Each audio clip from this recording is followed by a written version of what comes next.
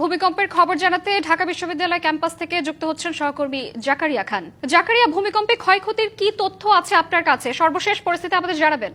শ্রাবন্তী, আপনি যেমনটি বলছিলেন যে ঠিক সকাল 10-10:30টার দিকে যে ভূমিকম্পটি আঘাত হানে ঢাকা সহ বাংলাদেশের সব জায়গাতেই সেইটি অনুভূত হয় এবং সেটি যে ক্ষয়ক্ষতি হয়েছে তার খবর কিন্তু আমরা ইতিমধ্যে পাচ্ছি দেশের বিভিন্ন স্থান থেকে। এবং আমি এখন আছি ঢাকা বিশ্ববিদ্যালয়ের হাজী মোহাম্মদ মহসিন হলে।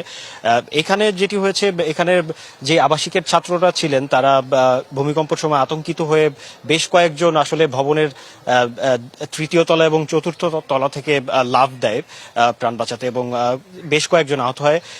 এই হলের ভিপি সহ প্রায় 6 জন আহত হয় এবং যাদের মধ্যে একজনের অবস্থা খুবই গুরুতর। এবং আমি এখানে এসে এখানকার যারা কর্মরত রয়েছেন তাদের সাথে কথা বলছিলাম। আমি একজনের সাথে আপনি যোগাযোগ করার চেষ্টা করছি। আসলে কি হয়েছিল তখন যখন এই ভূমিকম্পের সময়টি? আতঙ্ক কেমন ছিল? আতঙ্ক তো বেশ আতঙ্ক ছিল। আমরা তো বসা ছিলাম হলে ডিউটিরত অবস্থায়।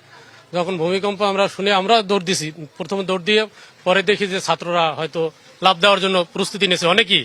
আমরা যত কর্মচারী সবাই দৌড়ে যাইয়া জীবনের মায়া ত্যাগ করে আমরা কিন্তু সবাইকে যাইয়া থামাইছি যে আপনারা থামেন, আপনারা লাফ দিয়েন না, লাফ দিলে কোনো সমাধান না। আমি একটু চেষ্টা করবো একজন ছাত্র প্রতিনিধির সাথে কথা বলার। আসলে ভূমিকম্পের সময় কি অবস্থা হয়েছিল এবং আপনারা কি দেখেছেন? আসলে আতঙ্ক কতটুকু ছিল? দেখুন, মহসিন হলকে গত 12-13 বছর আগেই বসবাসের অযোগ্য হিসেবে ঘোষণা করা হয়েছিল এবং আমরা সাধারণ শিক্ষার্থীরা বরাবর প্রশাসনের কাছে গিয়েছি, আমাদের দুর্বলতাগুলো তাদের সামনে প্রকাশ করার চেষ্টা করেছি এবং হল সংস্কার নিয়ে আমরা বরাবরই সোচ্চার ছিলাম। এবং আজকের যে দুর্ঘটনা ঘটেছে সেটি মোটেও অপ্রত্যাশিত না।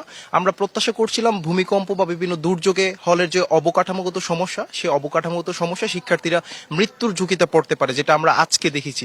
সুতরাং ঢাকা বিশ্ববিদ্যালয়ের মতো একটি বিশ্ববিদ্যালয়ে এসে মৃত্যু পথযাত্রী হওয়া সেটি অবশ্যই নিজেদের জন্য এবং দেশের জন্য একটি শঙ্কার বিষয়। এজন্য আমরা বরাবর প্রশাসনের সাথে কাজ করতে ইচ্ছুক এবং প্রশাসনও যদি আমলাতান্ত্রিক জটিলতার বাহিরে গিয়ে আমাদের সাথে কাজ আসলে অবকাঠামোগত দুর্বলতাকে ওনারা দোষ দিচ্ছেন এবং যেটি আসলে দেখছিলাম যে ঢাকা বিশ্ববিদ্যালয়ের ম্যাক্সিমাম ভবনই আসলে ঝুঁকিপূর্ণ হয়ে গেছে। তো আসলে এই যারা আহত হয়েছেন তাদেরকে ঢাকা মেডিকেল কলেজের ইমার্জেন্সিতে নেওয়া হয়েছে এবং এই মুহূর্তে তারা ওখানে আছেন। তো আসলে মহসিন হল থেকে ভূমিকম্প নিয়ে আমার কাছে এই ছিল সবশেষ।